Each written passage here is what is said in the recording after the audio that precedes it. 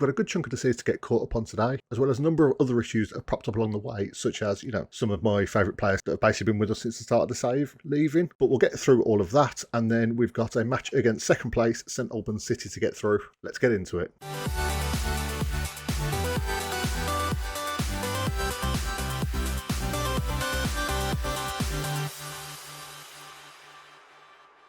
So we are starting this episode off with what is an absolute disaster, to be honest. Cameron Moncrief, the closest thing we have got to a club legend, has decided he's going to leave at the end of the season. I'm not sure I'm going to let him get that far, quite frankly, because I think we could probably get a little bit of money for him, probably not a whole lot. But he's unhappy he hasn't been playing. Every single time I talk to him about it, he's been kicking off and he won't trust promises and all that. So, yeah, I think we're going to end up having to let him go. And as soon as I offer him out, we end up getting some offers for him. Kingstonians and Thames United have both came in for him. 1.4 thousand. I would like to get more. I tried to offer him out for 3, and this is what I ended up getting from it. Quite frankly, he's not really been as good as the other players we've got as well. I mean, looking at the player comparison, even Shiloh Waldo is rated in front of him as a striker by our coaches. Dylan Helliwell, who we play as midfield or defensive midfield, is better than him as a striker, apparently. I mean, I disagree with that entirely. But I do think we have sort of outgrown him. He's been absolutely incredible for the club over the years. 80 goals the first season, 43 goals the second season. I mean, we are never going to top those numbers, quite frankly. So, absolute legend. He's got a place in history at the club, but I do think his time has come to an end. It's time for him to move on and maybe pull up those sort of numbers for someone else. Currently got Yeboah as our main striker, and he's just so much better, realistically. Cameron Moncrief has got him beaten in a few areas, but I think if you're looking at the overall player, there's very few stats where Moncrief manages to beat Yeboah. So I definitely think Yeboah is probably our long-term option out of the two, at least. Yeboah we might even outgrow in a season or two if things keep going the way they have been. But I think I'm going to have to accept this, as depressing as it is. So yes, it does look like Moncrief is going to be going to Kingstonians. It's a little bit depressing, but the fact that a team in the division below us are the best option he had to leave us does sort of tell you that we have sort of massively outgrown him, and he's not really fit for purpose at this level, as much as I'd like to keep him. It's a little bit annoying that I gave him a 25% sell-on fee on his contract, because I thought we'd never sell him for any money. But I suppose he can enjoy that £350. But at the same time, while this deal's been going through, I have found us a replacement, potentially. Leo Gaksha is going to be joining us at the club, the 23-year-old Albanian striker who has got Irish nationality, so he doesn't need a work permit with us. He's going to be joining us, and he is pretty good, to be honest. I mean, he's not quite got the finishing that Moncrief's got, but a much better all-round player, I would say. If we compare him to, Moncrief, I mean, just look at it. He's just so much better all-round, pretty much. I mean, Moncrief's got him slightly beaten on finishing and speed, but apart from that, I think Leo Gaksha is a much better player and can definitely fill that slot that has now opened up in the team. If I compare him with Yeboah, I mean, they are relatively similar players. Yeboah's got him beaten on a few little bits. He's a bit more physical, he's a bit better in the air, he's a bit better with finishing. Gaksha is better all round, and the fact that Gaksha also plays both wings means he's probably going to get quite a lot of game time across the 3 positions, and it gives us a good amount of cover. And I think these two could end up being a very good little partnership. We could also play Gaksha just in behind Yeboah if need be. It just opens up so many options, basically. It's a little annoying that I've had to offer him star player to join, but I do think he is one of our star players, so I can't really moan too much about that. He's got plenty of positions he can play. We've got him for the rest of the season, definitely. We've got a promotion contract extension and an optional contract extension, so we've potentially got him for another 2 years after this season. So yeah, he is going to be joining the club. And with that, I can go to transfers, get another confirmation for Moncrief, and let him leave for Kingstonians. It really does hurt to press this button, but it's just got to be done, unfortunately. And I think the team overall is better for it. I'll give him a little bit of a thank you for... Oh, now he loves me. Brilliant. After he's been giving me nothing but abuse for the last 6 months, now that he's leaving the club, he loves me again. Brilliant. So we've got a hell of a lot of games to catch up on, and I'm going to do it a little bit different this year. We're going to do it one competition at a time. Obviously, in the last episode, we had that game against Tamworth, which went pretty badly, and I think I've realised what my problem is. Every first game of a new season, I try a new formation, and it almost never works out. I think last season we tried an asymmetrical formation straight off the bat, and then tweaked it, and it ended up working out quite well. This season, we went with 3 central midfielders, We went probably a little bit too attacking and ended up just getting caught at the end, and it was an unlucky loss. But we reverted back in the game against Kettering, who are supposedly the best team in the division, back to our classic 4-3-3 that we've always fell back on and has treated us very well indeed. And yeah, things went very well, a 4-0 victory. This game was surprisingly comfortable. I think this is one of those cases where we had, with like Harborough, I think it was in one of the early seasons, where they're supposedly the best team in the division and then they just haven't shown up at all. Even up to now, they're still not doing fantastic in the league. And this was, quite frankly, a Yeboah masterclass. Let's just watch the goals. It all started off with a lovely little 1-2 between Liddell and Ratchford. And then Liddell finds Yeboah in the middle, who slots it in at the near post. We then had a wayward clearance from them, fell straight to Maguire, who finds a lovely ball over the top to Yeboah, who just absolutely rockets it past the keeper. No chance to react at all. Then in the 60th minute, or 58th minute, Ratchford finds another ball over the top to Yeboah, a much calmer finish this time, slots it through the keeper's legs into the back of the net. And then just to secure the victory, in about the 90th minute, Liddell's running along the wing. He tries to find Yeboah in the middle, but it takes deflection off the defender and just loops over Truman in goal. Absolutely gutting for them, but a very comfortable victory for us. And the season was off to a nice start. And we sort of carried that momentum into the next game, although the Colville match was incredibly scary in comparison. We're just going to jump straight into it. They went 1-0 up in the 68th minute with a ball over the top. Jackson's eccentricity gets the best of him, and Kirby Moore just slots it past him. And I thought we were losing another one, to be honest. But then in the 89th minute, a long ball over to Yeboah. He somehow beats 5 defenders there. I'm not sure what was going on. That was a classic bit of football manager defending right there. And I thought, you know, we've managed to steal a draw from this. And then somehow Liddell wins a aerial ball, gets it over to Yeboah and drops it in the bottom corner. It was an amazing comeback, a very exciting last 3 minutes of the game. We somehow won that 2-1. We were, like, overall, we were the better side, but we just could not score until the very end. It was a very frustrating match, to say the least. And then things got a little bit easier once Felixstowe came to town. Again, we did go 1-0 down in this. A long ball over, doesn't quite get cleared properly. They end up getting control of it again, and just a fantastic strike from Lua into the top of the net. But then, right before half-time, a long ball from Jackson. Yeboah is through on goal, and he just never lets anyone catch up with him, slots it past the keeper. Then in the 78th minute, Waldo gets the ball into West, who's been playing a bit for us. I'll catch up on that afterwards. But Yeboah slots it in the far side. Keeper probably should have done better. There was nothing he could have done about this Waldo free kick. Absolutely fantastic finish from Shiloh there. And it led to a 3-1 victory. And then Leamington came to Pat Meadow. A fantastic performance from us. We reverted back to our asymmetrical 4-4-2 here for this one. I'm just mixing things up at the start of the season to see what works best. And this was, quite frankly, a Burke assist masterclass, I felt like. He hadn't really done much in the first couple of games, but he was definitely on form for this one. He gets a lovely ball in for Moncrief to score a bicycle kick into the top corner in the 8th minute. A beautiful start to the game. And then curls one in the top corner himself here. Fantastic finish. First goal of the season for him. Then Moncrief puts through Burke again, who passes it. Deflected pass to Luciqueno, but is, an assist nonetheless. Before, in the 77th minute, Moncrief sets up Luciqueno himself, pops the ball through, and once it's one-on-one with this man, there's very little doubt that it's going in the back of the net. And we carried on tinkering with the formation against Spalding United. We reverted back to the 4-3-3 for this one. Not a comfortable victory, I will say. They took an early lead, and we never really broke away, it felt like. Kevster Jr. dispossesses Piggott there. Gets the ball back to me, whose deflected shot rockets past Jackson. But then Burke manages to go on a wonderful little run down the wing here, squares it through to Liddell, who just slots it in the bottom corner. And then 31st minute, Gofford with a fantastic free kick curls it straight past the keeper. Before Plant picks up the ball, there's a long ball over to Kevsar Jr., who gets it to me once again, who pokes it past Tommy Jackson in the net in the 46th minute. But then in the second half, we did manage to sort of take over a bit, although we did only get one goal. A lovely ball from Tanadra over to Yeboah, secures us a victory at 3-2. It was a fantastic finish and secured us to 3 points. We then came up against Stowmarket. This one was just a bit of a dead game in general, to be honest. Luciqueno didn't really show up front. Dylan Helliwell got sent off in the 73rd minute. And overall, neither team really did anything, to be honest. But while we didn't show up in that game, we definitely showed up against Hemel Hempstead. Although, I say we showed up against Hemel Hempstead, we very comfortably won it. But the first 3 goals, I don't think Hemel Hempstead would be at all happy with conceding any of them. It all started off with a Waldo cross, with a Waldo corner that 5'3" Liddell manages to win a header and pop it in the top corner. Then a long ball over the top, and their defender just gives the ball to Shiloh Waldo, who pops it in the far corner.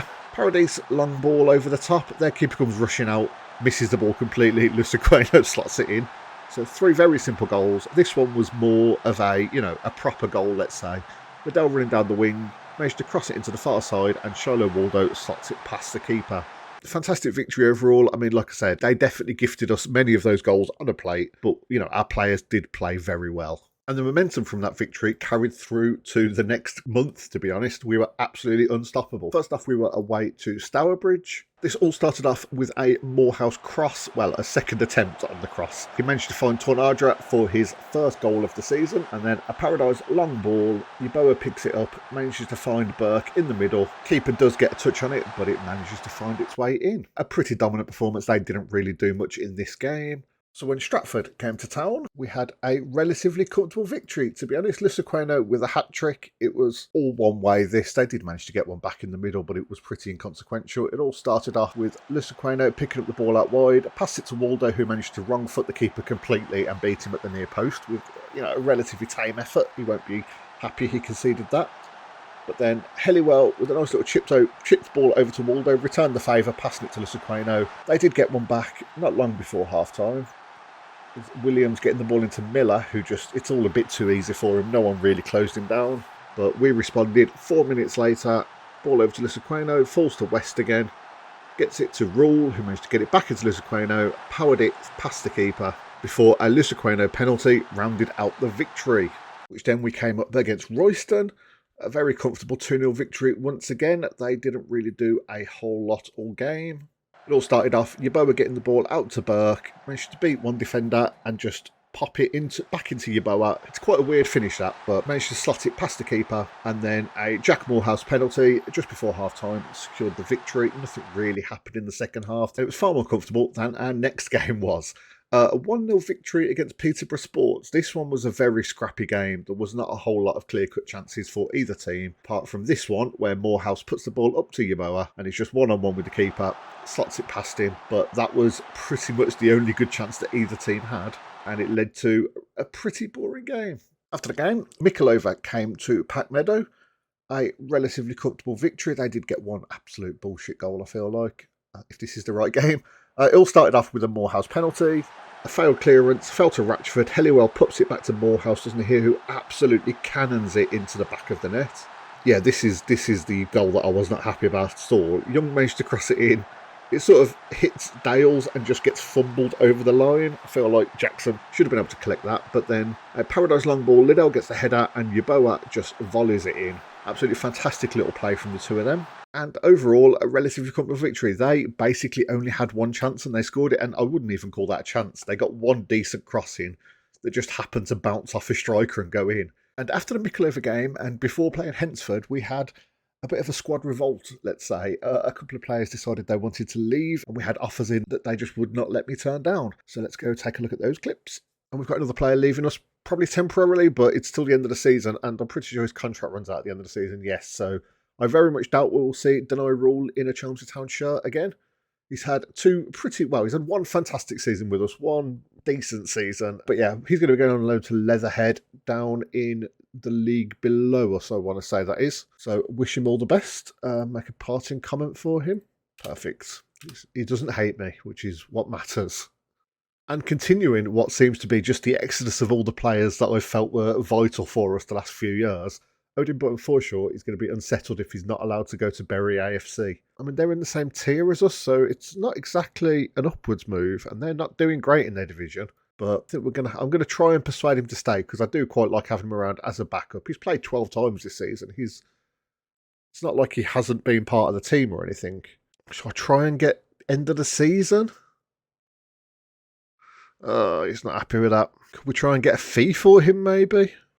Oh, no, it's not. 1,000? No. 500? No. I think we're just going to have to let him go.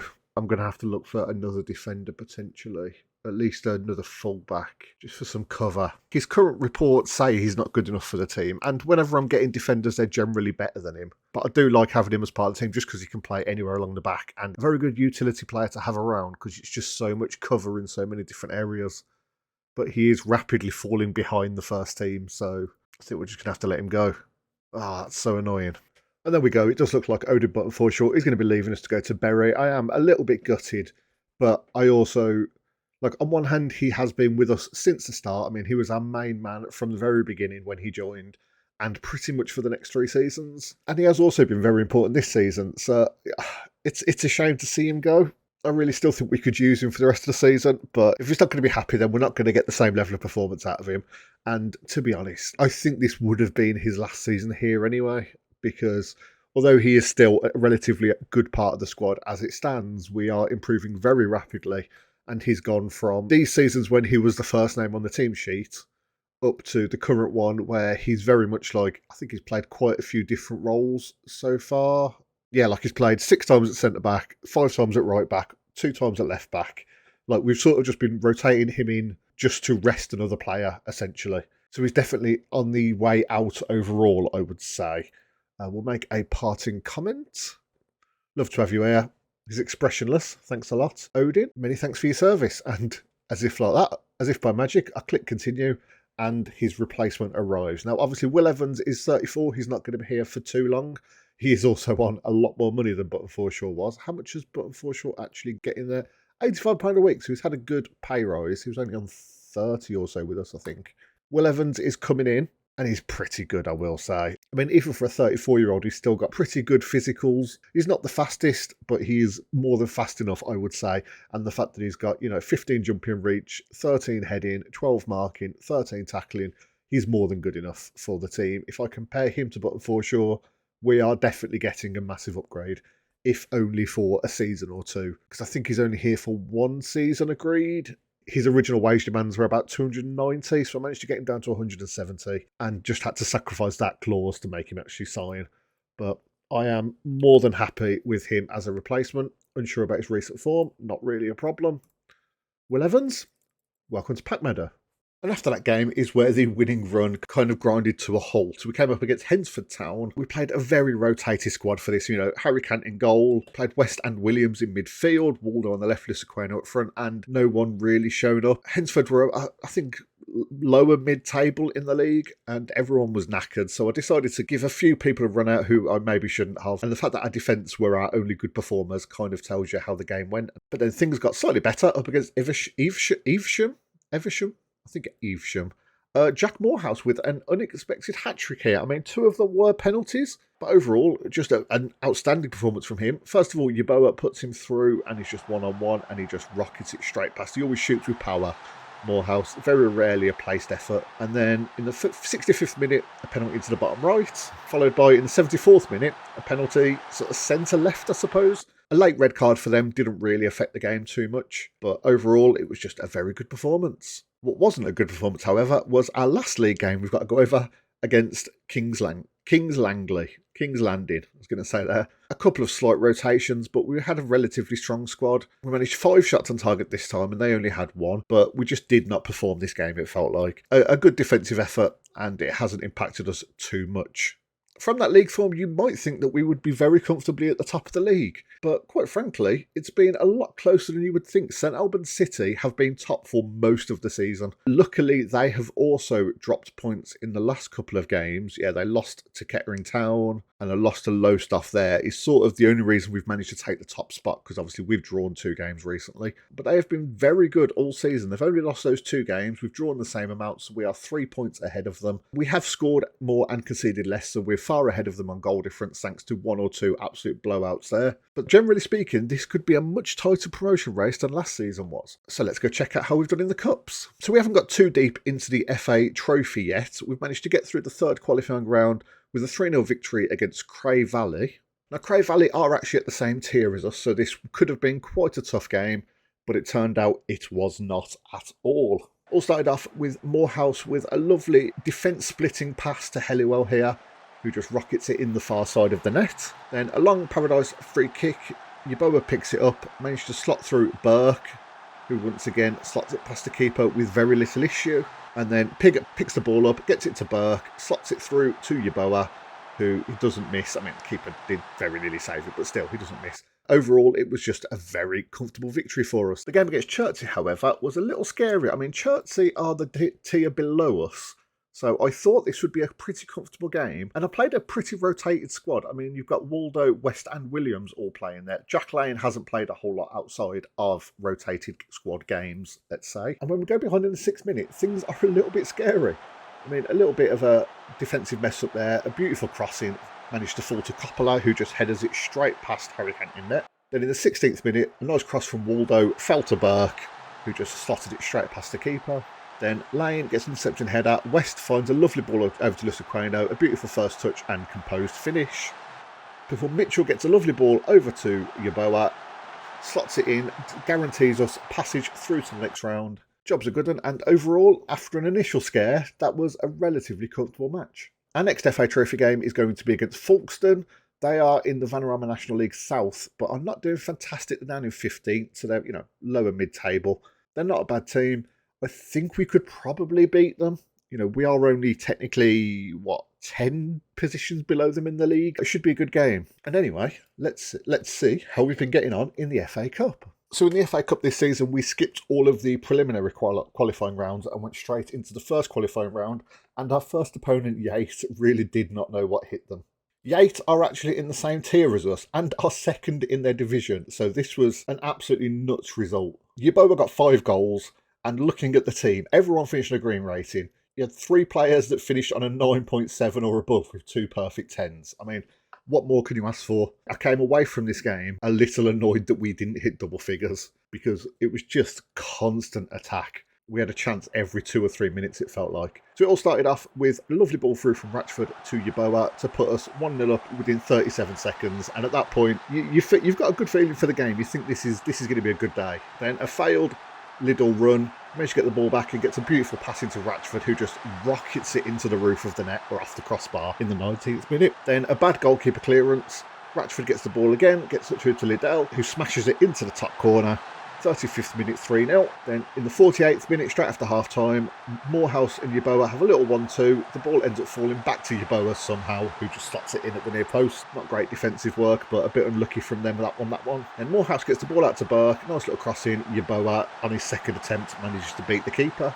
Another bad clearance from their goalkeeper. Falls to Gofford. Liddell gets the ball over to Yeboah, slots it in. And then to round things out, Yeboah picks up the ball once again. Liddell gets it on the wing, gets it back into Yeboah, and headers it in. Overall, fantastic result for us. It was just constant chances the whole way up, and they did absolutely nothing the entire game. We were so dominant, and it felt so good considering I was a little bit scared when I got drawn up against Yate that this could end up just being a first round exit, and very quickly got proved that would not be the case. So let's move on to the second round. So the second qualifying round was definitely not as dominant, let's say. This game was quite scary. It all started off Ratchford, Morehouse and Liddell linking up, popping Yeboah through, who just calmly finishes in the 21st minute. And I thought, yeah, we've got this. This will go on to completely dominate this game now. That was not the case at all. And in the 69th minute, a long ball over, they just sort of walked through our defence, and Turan manages to score. But then in the 91st minute, the 90th minute or so, Liddell with a long ball into Yeboah. Yeboah was a man on a mission getting on the end of that, and he managed to header it into the bottom corner to secure us passage through to the third qualifying round, which did not go as well. We drew 0-0. Yeboah really didn't show up in this game. A 5.5. Well, I say Yeboah didn't show up. Absolutely nobody showed up in this game, quite frankly. They ended up playing quite a defensive formation, and we just could not break it down. I did change it in the second half to try and go a bit more attacking to throw a few more people in, but it just never really worked out, and it ended up going to a replay, which somehow went completely without issue. It makes no sense, the comparison between these two games, because the first game was the most frustrating and boring game I've seen in a while, whereas this one was a very comfortable 5-0 victory. This all started off Morehouse getting the ball back to Tonadra. Liddell managed to get a cross in and Burke headers it in, and that started the Burke and Yeboah show, quite frankly. So after Burke scored the first one, Liddell gets the ball over, Burke picks it up, manages to get it inside to Yeboah, who just slots it into the far side. Then in the second half, we switched around. Yeboah picks up the ball and slots Burke through. who runs straight through and slots it into the far side himself. Before Tonodre gets the ball to Bates, Ratchford, Waldo, lovely little passing play. Burke headers it down to Yeboah, smashes it into the roof of the net. 4-0 up in the 78th minute. Before a Piggott throw-in, Morehouse tries to get across him but can't. Piggott gets the ball into Waldo, a defender jumps for no reason whatsoever, and Yeboah scores from the most absurd angle you are ever going to see. A surprisingly comfortable victory, a perfect 10 rating, 2 goals and 2 assists for Burke. He was playing out of his mind, and just a fantastic victory for us. It was so comfortable after the first game was so bad. So in the fourth qualifying round, we actually came up against Chertsey again. After beating them in the FA Trophy, they were probably sick of the sight of us, quite frankly. And this game wasn't as comfortable as it could have been. But an early lead definitely helped settle the nerves. It all started off with a beautiful Burke free kick that just gets saves and falls straight into Waldo's path to slot into the open net. Then Maguire, Waldo, Ratchford all start linking up. Managed to get it back through to Waldo, who just beautiful finish past the keeper. But then just before half time, Coppola gets on the ball after scoring in the first game against us, not the first leg. Green with a lovely crossing, and Brown pokes it into the net. But then in the second half, a long ball over from Kant and a classic bit of football manager goalkeeping there. Goalkeeper just stands there and tries to slide tackle the oncoming Lusaqueno, and Lusaqueno just slots it straight into the open net. A fantastic victory. We did have Paradise sent off in the 55th minute, as you can see, but it didn't really affect us too much, and we managed to see the game out. And that got us into the first round of the FA Cup ever.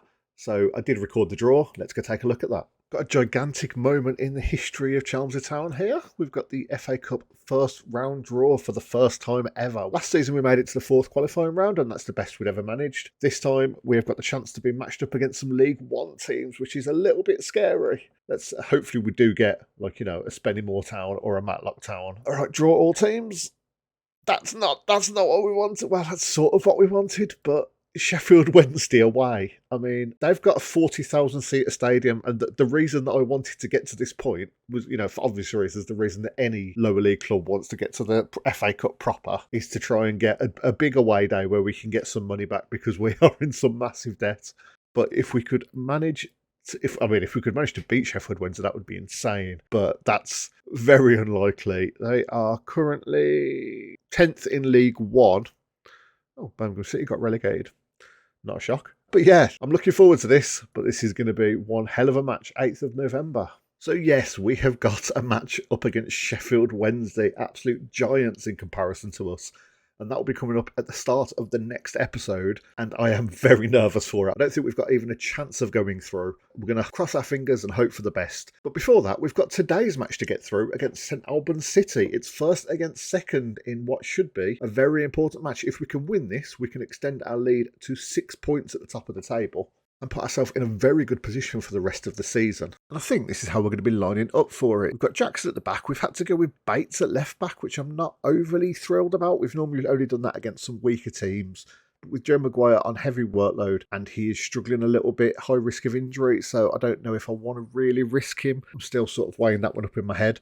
But either way, Paradise, Mitchell and Piggott along the back. We've got Gofford in defensive midfield, Ratchford and Morehouse in centre mid, Gaksha on the left wing, Liddell on the right wing, and Yeboah up front. And I think this should work. I'm still not sure about Maguire or Bates at left back, but I do quite like to have Bates there because I've got Gaksha plays as an inside forward. He's going to be sort of like in this sort of position, let's say. And it gives Bates the opportunity to go a bit more attacking along the wing. So yeah, I'm just gonna go with it. St Albans are lining up in a classic 4-4-2. And we are in our relatively standard 4-3-3. 847 people down today at whatever the St Albans Stadium is. I don't actually know the name of it. So we're starting off with a long ball up from Mitchell, but it gets cut out. That scared me for a second. I thought that was just flying in the top corner, but Jackson does manage to collect the loose ball and gets it out to Gaksha. Gaksha is away from his marker. He's not quite finished to get through to Ratchford, but he's still got the ball, and he's still got the ball, and he's got it to Yeboah, and it's 1-0. How the hell did Gaksha recover that so many times in a row? That was absolutely nuts. Like, he beats his defender, bad tackle, manages to get the ball back, gets tackled, manages to get the ball back, pops it into Yeboah, slots it into the bottom corner. 1-0 after 14 minutes, but we've got a kick-off highlight. Oh no, please don't do this to me. Long ball over. Isaac gets on the end of it. Just to put a cross in, and Pigott does get it away to Liddell. Okay, back to Pigott. Nice little 1-2, gets a bit of space for himself. Now Yeboah's got the ball. He's running down the wing. No, and he gets tackled. Liddell, you need to stick a foot in. Thank you very much. Morehouse can't quite do the same. Another away. Pigott's been wrong-footed completely somehow. Now they've got the ball inside. Pete Peisold has just ran straight through everyone, but Jackson makes a very important save. Thank God for that. Okay, a bit more of a quiet period now. We've had like 15 minutes or so, 20 minutes without a highlight. We're definitely the better team, it feels like, but that was quite a scary chance for them. Looking at match ratings, we're definitely doing better than they are, and it's half-time. Okay, a relatively even first half. I mean, after the goal, I suppose they have actually been the better side, but we got a goal, so fuck them. And on to the second half.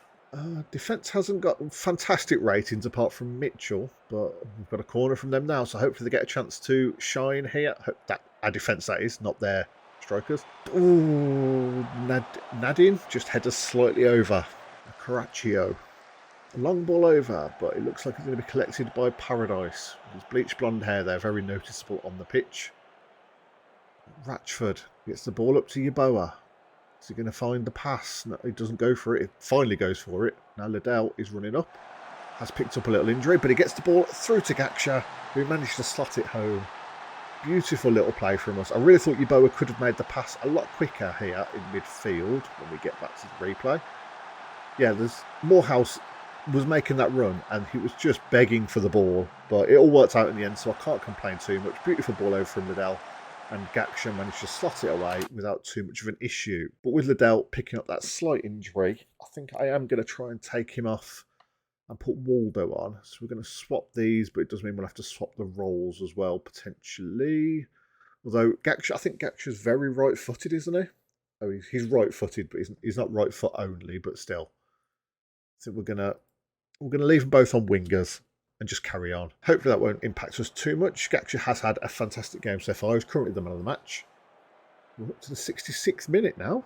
75th minute. Let's make a sub. Ollie Gofford is looking like he's struggling a bit. So we're going to bring on Dylan Helliwell to play in that ball-winning midfielder position. And maybe take off Pigott because he's Paradise is only on a 6.4. Tonaja can come on for him, and let's just get back into it. There's not been many highlights this game actually. We've only had 3 shots on target for each team, but we've somehow managed to take 2 of ours. Just another one, never mind, disregard that. Pedal with a free kick. Helliwell does get it away though, but Yeboah can't quite get the ball. Chamberlain picks it up. Mitchell dispossesses, beautiful. Now we've got potential of a counter-attack. Ratchford burning through the middle. It sends Yeboah. Yeboah's one-on-one with the keeper, and he puts it away. 3-0. We have asserted dominance at the top of the table today. This it does a little river dancing celebration. I've never seen that celebration before. That's absolutely fantastic. Beautiful little pass through, and a calm as you like finish into the bottom corner. Keeper did not stand a chance. And there we go. Full time has hit 3-0. Very comfortable victory overall. And I'm just glad to get one on the table on video. I really hate it when the first game of the season goes badly and then, we change a few things and things start to work pretty well because I just feel like I can't perform on camera. That might be true in my special link down. No, there's not a special link. Never mind. Superior finishing provides cutting edge for Chelsea Town. Beautiful. Gaksha was on form. You were superb in the last match. And yeah, maintain our unbeaten run to 16 games now. This is going very well indeed. So that puts us 6 points clear at the top of the table. We have got like 2.5 times their goal difference.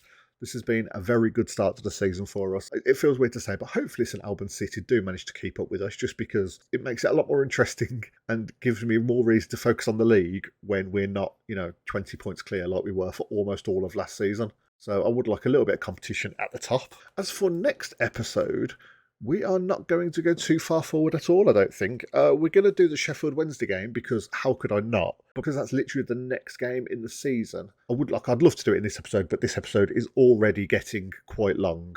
And I really can't be putting out an hour-long episode and getting all that edited in time.